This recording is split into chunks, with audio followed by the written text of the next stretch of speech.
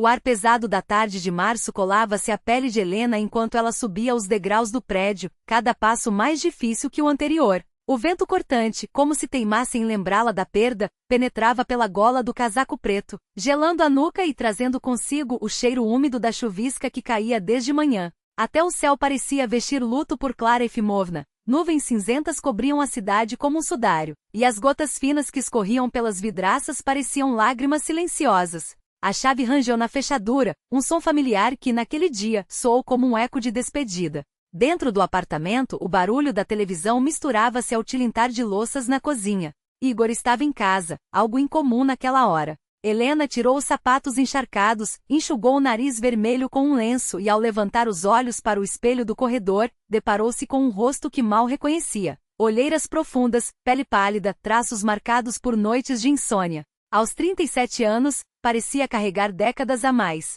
Ele apareceu no batente da porta, encostado no ombro como se o próprio corpo pesasse demais para se sustentar. Na mão, uma garrafa de cerveja pela metade, no olhar, uma ironia que dispensava palavras. Não foi uma pergunta, mas uma constatação carregada de sarcasmo. Então, como foi o adeus ao seu generoso legado? Com um gesto teatral da mão livre como se esperasse um relatório financeiro, ele aguardava a resposta. Helena passou por ele em silêncio, sentindo o bafo alcoólico que impregnava o ar. Era o segundo dia que Igor bebia sem parar, desde que soube da morte da avó. Não vai me contar? Ele a seguiu até a sala, tropeçando levemente nos próprios pés. Quantos milhões a velha Crinite deixou? Uma mansão em Sochi? Lingotes de ouro escondidos no porão? Helena sentou-se na beirada do sofá, alisando distraidamente a saia escura. Me deixe em paz, pelo menos hoje, pediu em voz baixa, quase um sussurro. Ah, para com isso ele resmungou, jogando-se ao lado dela com um baque que fez o assento estremecer. O cheiro de álcool era tão forte que parecia emanar dos poros. Você nem está mais de luto. Agora é livre como um pássaro. Precisamos comemorar essa libertação. Ao virar-se para encará-lo, Helena não encontrou nenhum vestígio de compaixão em seus olhos. Só a frieza calculista de quem enxerga em cada situação uma oportunidade de lucro. Amanhã eles trazem o refrigerador, disse ela secamente. O quê? Igor engasgou com a cerveja, tossindo antes de soltar uma gargalhada que ecoou pela sala. Um refrigerador? O famoso Saratov? Os olhos se encheram de lágrimas de tanto rir, ele batia as mãos no sofá, jogava a cabeça para trás como se aquela fosse a piada do século. De 87. Isso é melhor do que eu imaginava. Que herança minha nossa! A velha tinha estilo. Helena observava aquele homem que 8 anos antes, lhe parecerá o porto seguro que tanto buscava. Alto, de postura ereta, com um aperto de mão firme e um olhar atento que transmitia seriedade. Dono de uma pequena construtora, ele a conhecera quando ela, então auditora de uma grande empresa, foi designada para fiscalizar suas contas.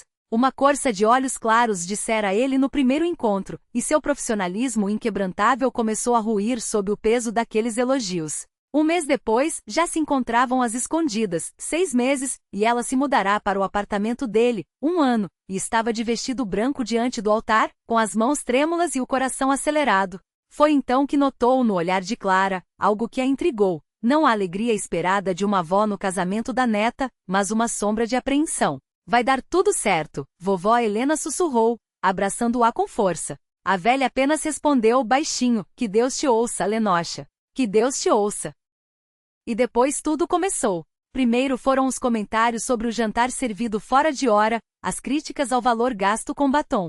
Depois vieram as proibições. Para que essas amigas? Do que vocês falam? Se souber que foi visitar sua avó de novo, fica sem mesada por 1 semana. Helena estremeceu quando Igor estalou os dedos diante de seu rosto, arrancando-a das memórias. Ei, onde você está com a cabeça? Perguntei onde vamos colocar esse tesouro. Em lugar nenhum.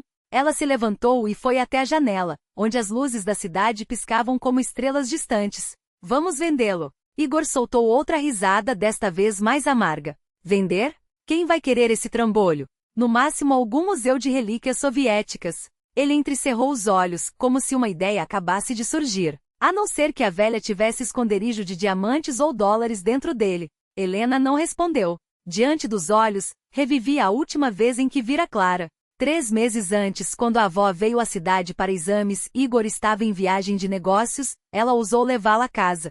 Sentadas naquela mesma cozinha, tomavam chá com rosquinhas, e a mão enrugada de Clara cobria a dela com carinho. Derrubaste a árvore errada, Lenoxa, murmurava a velha. Esse homem não é para você. Vejo como você se apaga ao lado dele. Está tudo bem, vovó Helena mentia, evitando olhar nos olhos dela. É só cansaço do trabalho. Me prometa uma coisa. A voz de Clara tremia. Prometa que se a vida ficar insuportável, você vai embora. Não vou me agarrar ao vazio, prometo, Helena sussurrou, mas não acreditou nem por um segundo que teria coragem de cumprir. Agora Clara se fora. Restava uma foto emoldurada e o velho refrigerador Saratov, que a avó guardava como se fosse um cofre. É para o dia difícil, costumava dizer. Guarda isso quando eu não estiver mais aqui. Sabe de uma coisa? Igor bateu a garrafa na mesa com violência. Fico até feliz que a velha tenha morrido. Ela sempre te encheu a cabeça contra mim. Nada estava bom, o café estava fraco, o pão estava duro. Só atrapalhava a nossa vida. Algo dentro de Helena rachou, como gelo fino sob o peso dos primeiros passos da primavera. Ela olhava para aquele homem e não reconhecia mais nada além de mesquinharia, egoísmo e uma crueldade que jamais imaginara existir nele. Não ouse, disse a voz firme apesar do tremor. Não ouse falar dela assim. Igor avançou, pairando sobre ela com um hálito ácido de álcool e raiva. O que você vai fazer, hein, tímida? Esqueça sua avó e esse refrigerador ridículo. A vida continua. Amanhã tenho clientes esperando, e você tem relatórios para fechar. Eu não vou trabalhar amanhã. As palavras saíram sozinhas, surpreendendo até a ela mesma. Por quê? Igor a encarou como se tivesse perdido a razão. Porque vou me demitir. Uma pausa. E vou embora de você. O silêncio que se seguiu foi cortante. Igor recuou como se tivesse levado um tapa. Incredulidade, raiva e um medo súbito misturaram-se em seu rosto. Você enlouqueceu? Por causa dos funerais dessa velha? Não, Igor. Por tudo. Helena dirigiu-se ao quarto com as mãos trêmulas, mas a cada passo a certeza crescia dentro dela. Abriu o armário e tirou um velho baú que há anos permanecia esquecido no fundo. Os ferrolhos estalaram. Dentro suas poucas roupas. Práticas discretas, como convinha a esposa de um homem de negócios e a contadora de uma pequena construtora. Igor ficou parado na porta, observando-a empacotar blusas, vestidos, a roupa íntima. O riso zombeteiro deu lugar a uma expressão torva. E aonde você pensa que vai? Para quem? Ou acha que a casinha podre que sua avó deixou ainda está de pé? Há anos que está tudo desligado, e você não tem um tostão. Ela continuou arrumando as coisas como se não ouvisse. Documentos, a certidão de nascimento, o diploma, uma caixa com poucas joias. No fundo do baú, seus dedos tocaram um livrinho pequeno. Contos de Pushkin, presente de Clara em seu 7º aniversário. A propósito, Igor aproximou-se, a voz gélida, com suas faltas e descumprimento de funções. Amanhã mesmo você será demitida. Sem nenhum benefício. E não se esqueça, este apartamento é meu. Comprei antes de nos casarmos. Então, tecnicamente você está sem teto. Eu sei que é seu. Helena fechou a mala com um clique seco. Não havia medo, apenas uma leveza estranha, como se tivesse se livrado de um fardo invisível. Tudo que você sempre me lembrou é seu. A casa, o carro, o dinheiro. Eu também era sua. Mas não sou mais. Filósofo agora, é? Ele cuspiu as palavras. Vamos ver quanto tempo você aguenta antes de voltar arrastando, pedindo perdão, com fome. Helena segurou a alça da mala e pela primeira vez em anos, sentiu o peso do futuro, não como uma ameaça, mas como uma página em branco. Ergueu a mala com um gesto firme. Pesada, mas era um peso bom, o peso da liberdade. Adeus, Igor. Contornou o marido petrificado e dirigiu-se à saída, enquanto as palavras dele ecoavam como facas arremessadas às suas costas. Ingrata. Para quem você acha que serve? 40 anos, sem filhos, sem carreira. Quem vai querer uma contadora magricela com a conta no vermelho? A porta do apartamento bateu, cortando o fluxo de insultos. No corredor do prédio, o ar era úmido e gelado, com cheiro de mofo e abandono. Helena desceu as escadas devagar, os dedos apertando a alça da mala até doer. O casaco preto salpicado pela neve de março, as luvas pretas, o chapéu com véu que emoldurava seu rosto como um luto silencioso. Não enterrava apenas a avó Clara naquele dia. Enterrava também o medo que a acompanhará por anos como uma sombra colada à pele. Lá fora a noite já havia caído. Ela parou por um instante debaixo da luz amarela do poste, tentando recordar o endereço do apartamento dos pais. Não pisava ali havia quase 8 anos, desde que Igor proibira perdas de tempo com sentimentalismos. Mas as chaves ainda estavam na caixa de joias que levará consigo. O vento de março chicoteava as barras do casaco, jogando neve molhada em seu rosto, mas, a cada passo, uma estranha calor se espalhava por dentro. Era como se algo adormecido em seu peito começasse a despertar. Demorou um segundo para reconhecer aquela sensação, esperança. E de repente entendeu que a avó Clara com seu velho Saratov e suas mãos calejadas lhe dera, mesmo sem querer, uma última dádiva, a chance de renascer. Ergueu o braço, chamando um táxi. O futuro começava naquela noite. O carro parou em frente a um prédio de 5 andares na periferia da cidade. A construção de tijolos avermelhados, erguida nos anos 70, parecia ao mesmo tempo estranha e dolorosamente familiar. Helena pagou ao motorista e saiu, equilibrando a mala em uma mão e a bolsa com documentos na outra. O ar noturno envolvia o pátio em uma névoa úmida. Os bancos em frente ao prédio, onde as vizinhas costumavam fofocar, a praça de brinquedos descascada, onde ela balançava quando criança. Tudo parecia menor, envelhecido junto com ela. A luz fraca dos apartamentos mal conseguia furar os galhos nos dos plátanos antigos. Precisa de ajuda? Uma voz a fez estremecer. Das sombras do prédio surgiu um menino magro de uns 11 anos. Cabelos escuros desgrenhados, ombros pontudos saindo de uma jaqueta surrada demais para seu corpo, olhos grandes demais para a idade, fixos nela com uma atenção que não era de criança. Pesada deve ser, disse ele, acenando para a mala. 5º andar? 4º, corrigiu Helena automaticamente. Obrigada. Mas eu consigo. Não, vem. O garoto já estendia a mão. Sou forte. Havia algo em seu olhar, uma seriedade adulta, um orgulho contido, que a fez ceder. Tudo bem. Só com cuidado, tem coisas frágeis. O menino pegou a mala com uma agilidade surpreendente. Seus braços finos, marcados por arranhões, pareciam frágeis para aquele peso, mas ele subia os degraus sem demonstrar cansaço. Me chamo Denis, lançou por cima do ombro, enquanto avançavam pela escada. E a senhora? Helena Viktorovna apresentou-se, acrescentando o patronímico sem saber por quê, como se ele ainda tivesse algum peso. Você mora aqui? Mais ou menos. Denis encolheu os ombros.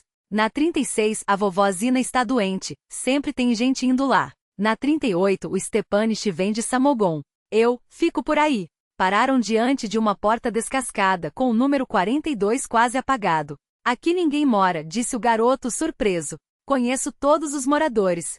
Eu sei, respondeu Helena, tirando do bolso um molho de chaves. Eu cresci aqui. A chave antiga, ainda da época soviética, rangeu na fechadura enferrujada até ceder. Quando a porta se abriu, um cheiro denso de poeira e esquecimentos recebeu. É a casa dos meus pais, explicou ela, empurrando a porta com o ombro. Dentro, o ar estava parado, carregado. Helena tateou a parede em busca do interruptor, mas a luz não acendeu. Devem ter cortado a energia, murmurou tentando disfarçar a decepção.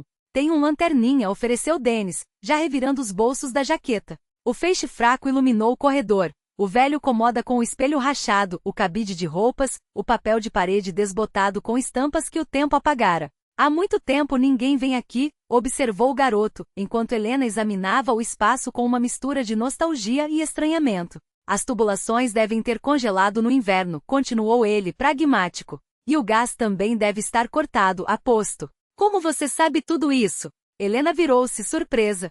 Denis deu de ombros. Precisa saber. Sua voz era seca, sem autocomiseração. Morava no porão do prédio ao lado. Às vezes durmo lá.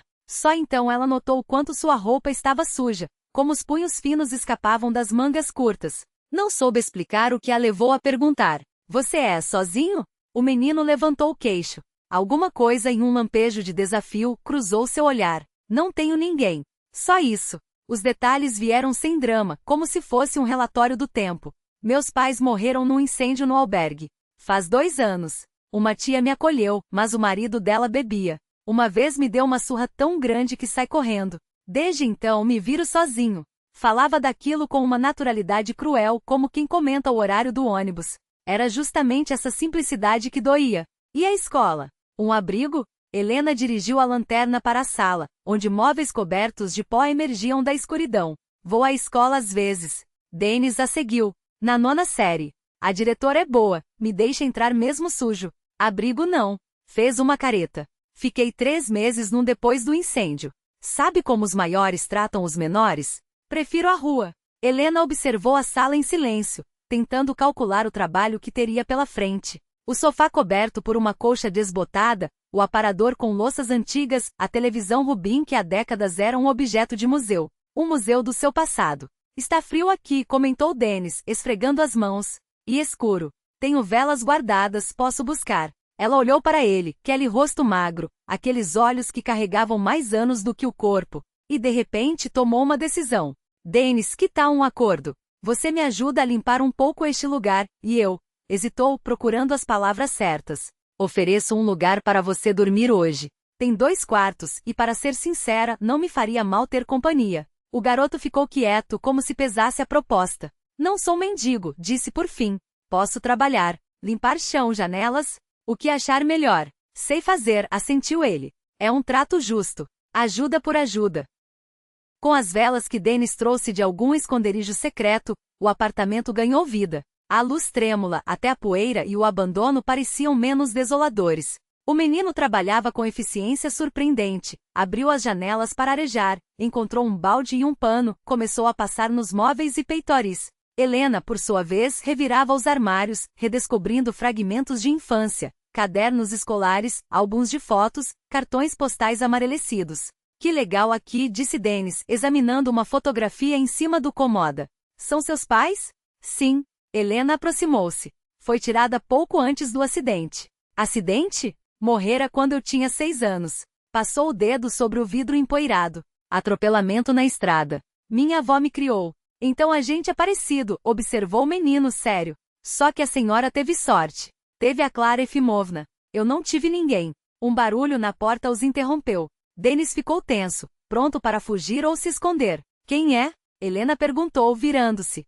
Sou eu, Ana Petrovna, do 44, respondeu uma voz rouca. Vi luz. A vizinha pensara que fossem ladrões, mas ao abrir a porta viu apenas pessoas. Helena a recebeu com um sorriso cansado. No batente, uma mulher idosa de blusa de tricô e chinelos caseiros, os cabelos brancos presos em um coque impecável. Seus olhos brilhantes, amplificados pelas lentes grossas dos óculos, examinavam o rosto de Helena com curiosidade. Meu Deus, Lenocha! Exclamou a vizinha, juntando as mãos. Quase não a reconheci tão crescida. E eu, velha como sempre. Lembra de mim, Ana Petrovna? Perguntou Helena com um tom afetuoso. Claro que lembro, confirmou a idosa. Você e sua mãe vinham aqui comer meus tortas de repolho. Você nunca gostou, mas comia por educação. Ana Petrovna balançou a cabeça, sorrindo. E agora, o que faz aqui de repente? Sem carta, sem aviso. E por que estão no escuro? Tenho um bule elétrico e um aquecedor que posso emprestar. Em menos de meia hora, a mesa da sala estava posta com chá quente.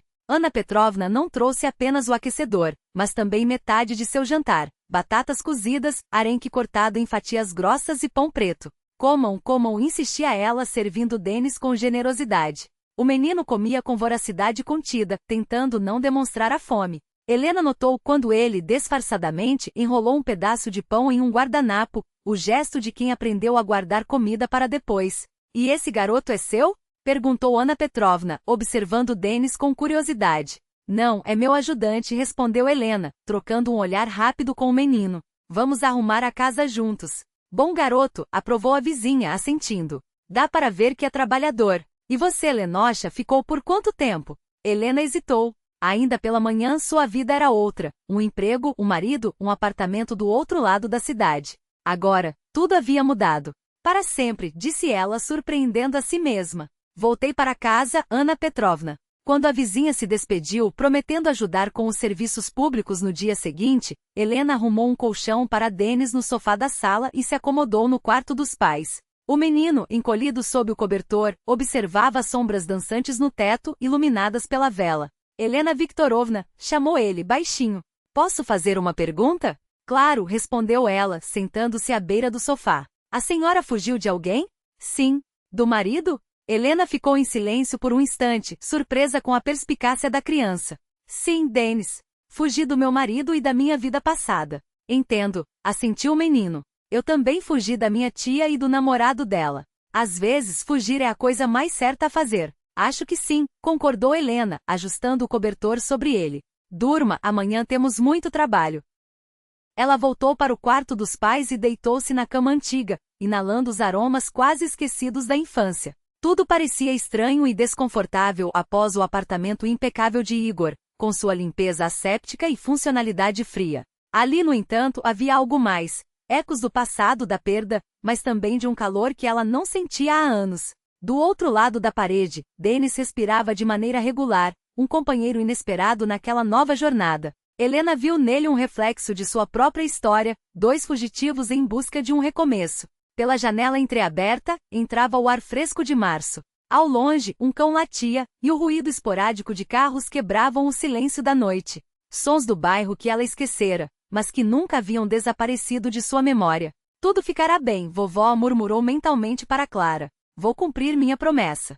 Fechar os olhos foi como soltar um fardo. Pela primeira vez em muito tempo, Helena adormeceu com a certeza de que, apesar da incerteza, o dia seguinte seria melhor que o anterior. O primeiro passo rumo à liberdade. Helena decidiu voltar para casa a pé, aproveitando para arejar a mente e economizar com transporte. Ao abrir a porta do apartamento, uma surpresa a aguardava. Denis não apenas lavar o chão e tirar o pó, mas também consertar a torneira da cozinha. A sala estava transformada, os livros antes espalhados, agora ocupavam as prateleiras em ordem, as fotos antigas nas molduras brilhavam, livres da poeira acumulada. Até o rádio, que há meses emitia apenas chiados, voltará a funcionar. Que maravilha! Exclamou Helena, sincera. Você é um verdadeiro mestre. Denis encolheu os ombros, constrangido. Não foi nada demais. Só entendo um pouco de mecânica. E isso é exatamente o que precisamos, sorriu ela, tirando os mantimentos da bolsa. Hoje comemoramos o início de uma nova vida. Assinei os papéis do divórcio, pensou, enquanto arrumava os pacotes na geladeira. À noite, depois de um jantar simples, macarrão com salsicha, do qual Denis comeu 2 porções e pediu mais, envergonhado. Helena espalhou sobre a mesa todas as suas economias. Vamos ao relatório financeiro, anunciou, separando as notas. Tenho 95 mil rublos. Dinheiro que Igor nunca encontrou. Se economizarmos, dá para sobreviver 2, talvez 3 meses até eu arrumar um emprego. Denis assentiu, sério. Posso ajudar. Entregar garrafas, distribuir panfletos. Obrigada, mas você precisa ir à escola, respondeu ela, suave. Eu dou conta, insistiu Helena. Sou boa com números, vou achar uma vaga. E eu vou estudar, concordou o menino. Para ser mecânico de automóveis um dia. A conversa foi interrompida pelo toque do telefone. Helena olhou surpresa para o aparelho fixo, um modelo antigo que ela e Denis haviam reconectado havia apenas 2 dias.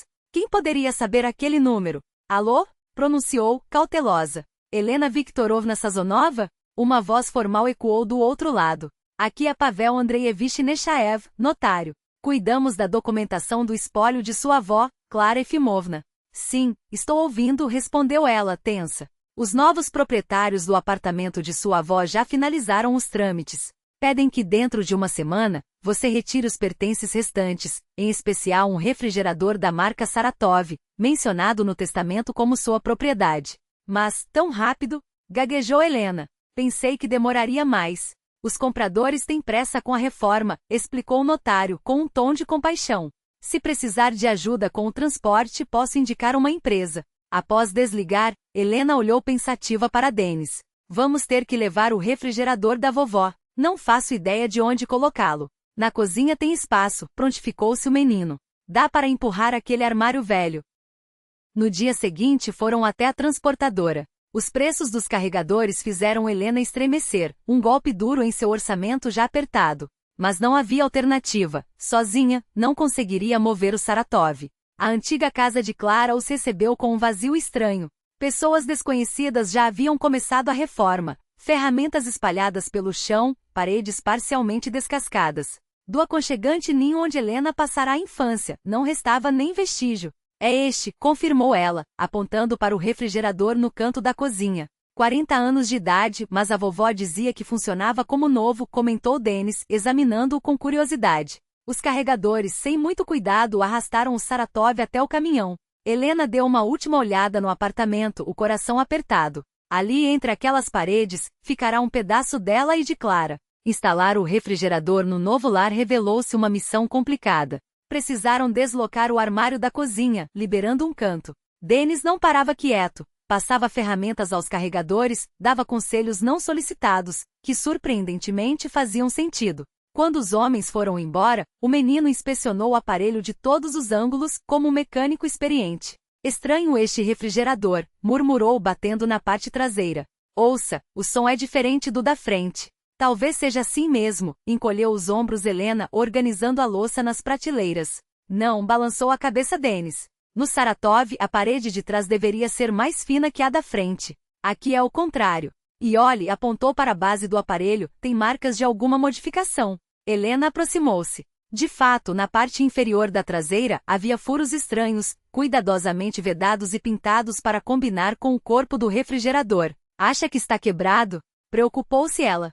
Era tudo de que não precisavam. Não está quebrado, afirmou o menino, convicto. Alguém o alterou. Meu tio trabalhava numa fábrica e contava como, nos anos 90, faziam esconderijos em eletrodomésticos para guardar coisas valiosas. Helena lembrou-se das palavras de Clara. É para o dia difícil, Lenocha. Guarde quando eu não estiver mais aqui. Será que o Saratov esconde um segredo? Sussurrou. E como descobrir? Desligue-o da tomada e tire a placa traseira, instruiu Denis, já procurando ferramentas. Você tem uma chave de fenda? O Saratov permanecia em seu canto na cozinha, zumbindo baixinho, como se guardasse seu segredo com cuidado. Eles o desligaram da tomada novamente. Denis acomodou-se no chão, rodeado pelas ferramentas que havia conseguido emprestar do vizinho do primeiro andar. Olhem só, disse o menino, batendo levemente na parte traseira do eletrodoméstico. Vejam essas tampinhas? Elas escondem os parafusos. Precisamos tirá-las, e então a placa toda sai.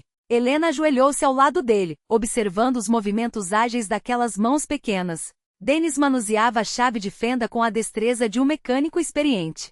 Seu rosto estava concentrado, e entre as sobrancelhas formava-se uma ruguinha, séria demais para sua idade. Consegui! Exclamou quando o último parafuso cedeu. A placa traseira do refrigerador afastou-se, revelando o isolamento térmico e um espaço oco por trás. Denis enfiou a mão com cuidado e tocou algo sólido. Tem uma caixa aqui, murmurou. De metal. Com esforço, puxou uma latinha de folha de Flandres coberta por uma camada de poeira. Era uma daquelas antigas caixas de biscoitos comemorativos que Helena lembrava bem da infância. A avó guardava nelas botões, linhas e pequenos objetos. Vamos abrir, disse Denis, os olhos brilhando de curiosidade. Helena sentiu, sentindo o coração bater forte na garganta. A tampa não cedeu de imediato. O tempo e as variações de temperatura a haviam colado ao corpo da lata. Finalmente, com um estalo surdo, ela se soltou. Dentro, empilhadas com cuidado, estavam maços de notas de diferentes épocas, desde rublos soviéticos até cédulas modernas, e um envelope amarelado, com a caligrafia familiar da avó, para Lenocha. Quanto será que tem aqui? Sussurrou Denis, enquanto Helena, como em transe, folheava as notas. A contagem levou quase 1 hora. Havia cédulas de vários valores, algumas muito antigas com a efígie de Lenin, outras novas e crocantes. Ao final, Helena recostou-se na cadeira abalada. 1.200.000, disse, quase sem voz. Não acredito, arfou Denis, olhando para ela com os olhos arregalados. Você ficou rica, como na história da Cinderela. Helena abriu o envelope com mãos trêmulas. Dentro, uma folha de caderno, dobrada com esmero, coberta pela letra miúda da avó. Minha querida Lenocha, se você está lendo esta carta, é porque já me fui, e você encontrou meu esconderijo. Não se surpreenda com o dinheiro. Guardei-o a vida toda, moeda por moeda. Parte é a indenização que recebi em 1993 pelo seu bisavô, Efim Solomonovich, reprimido em 1937. O resto é minha aposentadoria, que quase não gastei. Sempre soube que seu casamento com Igor não lhe traria felicidade. Via como ele olhava para você não com amor, mas com cálculo. Mas você, cega de ilusão, não me ouvia. Bem, cada um chega à sabedoria pelo seu próprio caminho. Esse dinheiro é a sua liberdade, Lenocha. Ele vai ajudá-la a começar uma nova vida quando chegar a hora. E a hora chegará, eu sei. Cuide-se e lembre-se, nunca é tarde para recomeçar. Sua avó Clara. PS. O refrigerador, aliás, funciona que é uma beleza. 40 anos e nenhum defeito. Helena deixou a carta cair sobre os joelhos. Lágrimas escorriam por seu rosto. Molhando o papel, Denis tocou seu ombro, desconcertado. O que foi? Isso é bom, não é? É, concordou Helena, sorrindo através das lágrimas. É muito bom. Só que a vovó, ela sabia de tudo. Previu tudo. Ela era sábia, concluiu o menino sério. Como as avós das histórias, sempre as mais sábias de todas. Naquela mesma noite, Helena ligou para Ana Petrovna e pediu o telefone de um advogado de confiança. A reunião foi marcada para o dia seguinte. O advogado, um homem jovem de olhar atento por trás dos óculos, ouviu a história de Helena com paciência, omitindo os detalhes sobre o esconderijo. Com a herança está tudo em ordem, garantiu. Dinheiro guardado como economia pessoal não precisa ser declarado. Já com Denis a situação era mais complicada. Qual é o seu parentesco com ele? Perguntou. Nenhum, respondeu Helena com honestidade. Mas quero formalizar a tutela. O advogado bateu a caneta na mesa, pensativo. Primeiro, você precisará ir ao setor de tutela e curatela. Vai precisar de comprovante de renda, atestado de antecedentes criminais, laudo médico, declaração do empregador. A lista parecia interminável. Helena anotava tudo, sentindo a determinação crescer dentro de si. O dinheiro da avó não lhe dera apenas independência financeira, mas também a chance de ajudar Denis. O setor de tutela ficava em um prédio descascado da administração distrital. No corredor, cheirava poeira e grampos de papel. Helena torcia nervosa a alça da bolsa, esperando sua vez na porta do gabinete 15. Entre, disse uma voz masculina. Boris Mikhailovich Lebedel, especialista em tutela, revelou-se um ouvinte excepcionalmente atento. Não a interrompeu, fez perguntas precisas e parecia genuinamente comovido pela história de Denis. A situação é complexa, admitiu, quando Helena terminou. O menino é, na prática, um órfão de rua, embora os documentos ainda o vinculem à tia. Precisaremos conversar com ela, verificar se está disposta a renunciar à tutela. E se ela não quiser? Preocupou-se Helena. Boris Mikhailovich tirou os óculos e esfregou a ponte do nariz, cansado. Vamos trabalhar nisso. Tenho experiência com casos difíceis, mas você também terá que se empenhar. Precisa de um emprego estável, renda fixa, condições adequadas de moradia.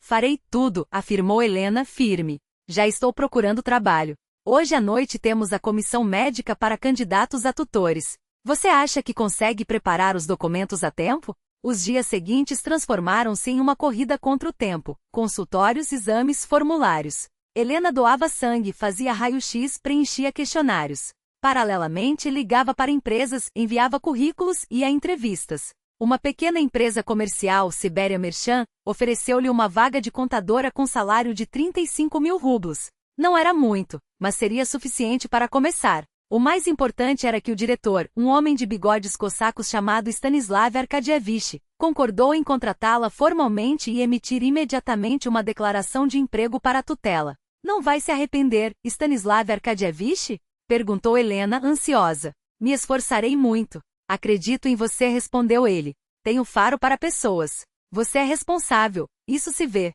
Boris Mikhailovich cumpriu sua palavra e assumiu o caso de Denis com seriedade. Foi pessoalmente até a tia do menino e voltou com um papel de renúncia à tutela, o rosto feio. Lá é um antro de alcoolismo, disse a Helena, baixo. O garoto teve sorte em escapar. Denis, ao saber dos planos, reagiu com desconfiança. E se não der certo? Perguntava, cutucando a papinha de trigo sarraceno. E se me mandarem de volta para o orfanato? Não vão, garantiu Helena. Eu vou resolver tudo. Foi Boris quem encontrou uma escola noturna para Denis, para que o menino pudesse recuperar o tempo perdido. Tem uma amiga lá, a diretora adjunta, explicou. Mulher boa, vai entender a situação. Helena olhava para aquele homem de olhos bondosos e rugas precoces com gratidão. Soube depois que 3 anos antes, ele perderá a esposa para um câncer. Não tiveram filhos. Talvez por isso ele se envolvesse tanto com o destino de uma criança estranha. À noite, ao deitar Denis, agora em seu próprio quarto, o antigo dormitório dos pais de Helena, ela sentou-se na beira da cama. Sabe, acho que a vovó Clara não deixou só dinheiro para mim. Ela nos deu a chance de uma vida nova. Você, vai me contar mais sobre ela? Murmurou o menino sonolento. Que tipo de pessoa ela era? Sussurrou o menino, já com os olhos pesados de sono. Eu te conto, prometeu Helena, ajustando o cobertor com cuidado. Ela era a pessoa mais sábia que já conheci. E sabe de uma coisa? Vocês dois teriam se dado muito bem. Naquela noite, Helena sonhou com a avó. Clara estava ao lado de seu famoso Saratov, o armário de madeira maciça que guardava segredos e memórias. Sorridente, ela retirava de dentro dele não dinheiro, mas maçãs maduras, aquelas mesmas que todas as outonos, oferecia à pequena Lena. Cuide bem do menino, dizia a voz suave da avó no sonho. E cuide de si mesma também. O resto se ajeita sozinho. A corretora de imóveis, uma mulher de corpo cheio e traje severo, soltara um suspiro cansado ao chegarem ao 5º andar. Última do dia, anunciou, ofegante. 3 quartos, esquina, lado ensolarado. Prédio de tijolos dos anos 80. Precisa de uma reforma cosmética, mas antes que terminasse, Helena completou com um sorriso. O preço está ótimo. Era a 12º apartamento que visitavam em 2 semanas. Dennis, com paciência de adulto, acompanhava cada vistoria, testava torneiras, verificava a fiação, procurava defeitos escondidos nos rodapés. Um verdadeiro homem da casa, apesar dos seus 11 anos. A chave girou na fechadura, e eles entraram em um hall amplo. A luz do sol invadia as janelas largas, enchendo os cômodos de um calor primaveril. O assoalho de madeira rangia levemente sob os pés, os papéis de parede em alguns pontos se descolavam, mas o espaço transmitia uma sensação acolhedora. 900 mil preço final, informou a corretora. A dona se mudou para a Alemanha, para perto da filha. Quer vender rápido. Helena e Dennis trocaram um olhar. O menino fez um discreto aceno com a cabeça, seu sinal combinado de aprovação. Nós levamos, decidiu Helena, sem hesitar. A mudança aconteceu no final de abril. O antigo apartamento dos pais, onde Helena crescerá, havia se tornado pequeno demais para 2. Além disso, os requisitos da vara da infância exigiam um espaço separado para a criança. Ela não vendeu o imóvel, guardou-o como uma relíquia do passado e um plano B, caso a vida desse uma guinada inesperada.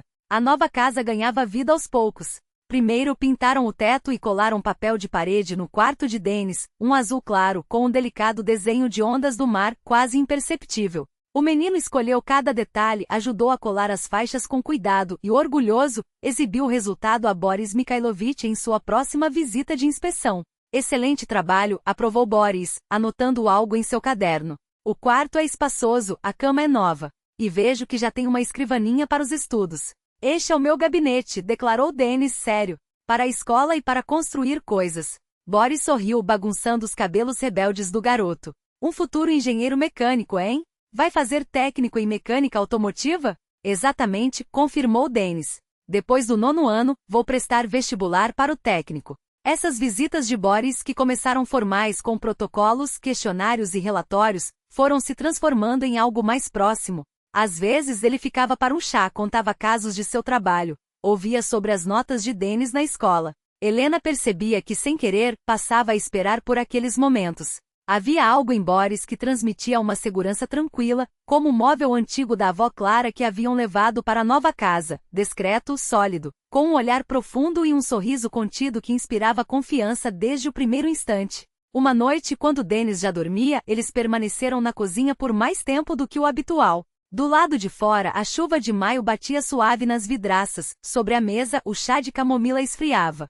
Sabe, Helena, disse Boris, girando a xícara entre os dedos, o que você está fazendo por esse menino é extraordinário.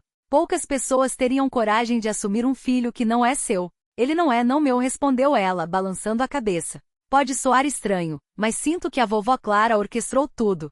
2 solitários que se encontraram. Boris a observou com atenção.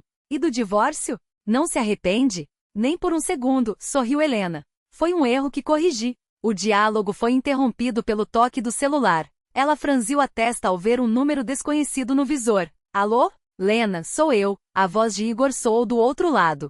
Precisamos conversar. Um período difícil. A empresa estava à beira da falência. Era isso, então, pensou Helena com um sorriso amargo. Dinheiro. Sempre o dinheiro. Sim, Igor. Sempre isso. A conversa foi interrompida pela chegada de Dennis, que saiu do quarto e posicionou-se ao lado da mãe, olhando para o estranho com desconfiança e determinação. Você não é bem-vindo aqui, disse o menino firme. Pode ir embora. Igor lançou a Dennis um olhar desdenhoso. E este quem é? Novo passatempo? Decidiu fazer caridade? É meu filho, respondeu Helena, simples e direta.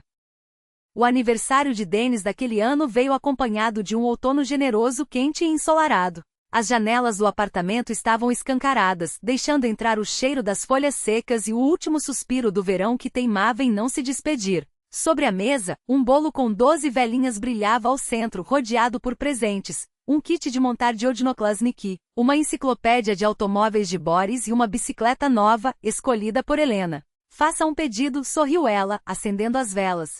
Dennis fechou os olhos por um instante e num só fôlego apagou todas as chamas. Os convidados aplaudiram. O que você pediu? Perguntou um dos amigos. Não posso dizer, respondeu Dennis sério. Senão não se realiza. Mas é um desejo muito bom, pensou ele, enquanto os risos enchiam a sala. Quando a festa terminou e os últimos convidados se despediram, Os três, Helena, Denis e Boris, ficaram na cozinha, tomando chá e falando do futuro como se ele fosse uma tela em branco, cheia de possibilidades. Quero agradecer a vovó Clara, disse Denis, de repente. Podemos ir ao cemitério amanhã? Levar flores? Claro, concordou Helena, tocada. É uma ótima ideia. Boris, que até então ouvia em silêncio, ofereceu. Posso levar vocês? Tenho carro. Naqueles meses, uma nova rotina foi se tecendo em sua casa, feita de pequenos rituais. Cafés da manhã aos domingos, noites de leitura antes de dormir. Helena lia para Denis os mesmos livros que a vovó Clara lhe lia na infância, idas ao cinema aos sábados e ligar para Boris aos domingos, que cada vez mais aparecia sem precisar de desculpas profissionais. Helena pegava-se pensando, com frequência, que havia encontrado algo que nunca existira em seu casamento com Igor, uma harmonia verdadeira, quente como o Saratov antigo, guardião dos segredos de sua avó. Observando pela janela Boris ensinando Denis a andar de bicicleta no pátio, ela refletia sobre como a vida transformava perdas em ganhos. Como um eletrodoméstico feito para guardar comida havia preservado algo muito mais precioso, esperança. Obrigada, vovó, sussurrou tocando o vidro frio com os dedos. O dia de outono estava excepcionalmente ensolarado, como se o verão, antes de se render ao inverno, quisesse deixar uma última careta de luz. Helena estava à janela da cozinha, observando os topos dourados dos álamos no pátio. Em 2 anos, aquela vista tornará-se parte dela. Cada árvore, cada banco, as trilhas sinuosas entre os prédios. Nosso lar. Ouviu passos apressados atrás de si, e Denis irrompeu na cozinha, agora um adolescente alto, magro, com uma mecha rebelde no topo da cabeça. Mãe, estou pronto, disse ele, pegando um sanduíche da mesa e enfiando-o na mochila junto com um caderno. Nos encontramos às 5 no técnico, lembra? Como poderia esquecer? Sorriu Helena. O dia de portas abertas só acontece uma vez por ano. E o Boris Mikhailovich vem, acrescentou Denis já na porta. Ele prometeu estar lá às 17h30, direto do trabalho. Denis acenou com a cabeça e num piscar de olhos, desapareceu. Só ficou o eco da porta batendo e o barulho de seus passos descendo a escada correndo. 14 anos, pensou Helena. A idade da pressa eterna quando cada dia parece decisivo. Ela suspirou, olhando para o relógio. Também estava na hora de se aprontar para o trabalho. Em 2 anos havia subido de contadora júnior a diretora financeira da Sibirsky Kupitsi, uma pequena empresa que crescerá. Abriu filiais em cidades vizinhas e agora tinha 5 funcionários sob seu comando. À noite, como combinado, encontrarão-se em frente ao técnico de mecânica automotiva. Denis balançava no lugar, impaciente, os olhos brilhando. Mãe, você não vai acreditar. Eles têm uma oficina nova de mecatrônica, e a prática é feita em um auto center de verdade. Contava sem fôlego. E o diretor disse que com minhas notas posso concorrer a uma bolsa.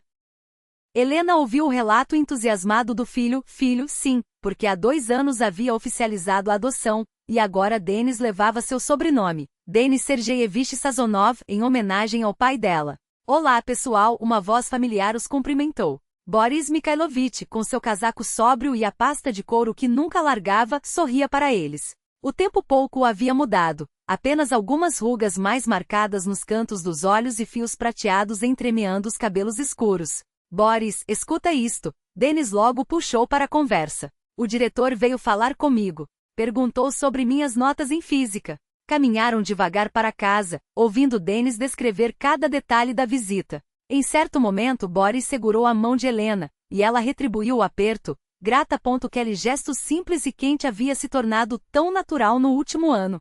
Seu relacionamento evoluíra sem pressa, como um vinho que ganha corpo com o tempo. Primeiro foram os chás amigáveis, depois passeios aos fins de semana, idas ao teatro, viagens para fora da cidade. 1 ano antes Boris a beijara pela primeira vez, tão inesperado e ao mesmo tempo tão certo, como se aquele beijo estivesse marcado pelo destino. Denis aceitou a relação dos dois com uma sabedoria surpreendente. Você o ama, não é? Perguntara certa noite. Sim, responderá Helena, sem rodeios. Isso é bom, concordara o menino. Ele é um homem de verdade. O sábado começou com panquecas, como de costume. Helena mexia na frigideira, enchendo a cozinha com um aroma de baunilha e canela, enquanto Denis arrumava a mesa com um cuidado que herdara das histórias e fotos da vovó Clara, que embora nunca o tivesse conhecido, tornará-se parte de sua família através das memórias. Vou ao mercado buscar creme de leite, disse Helena, tirando o avental.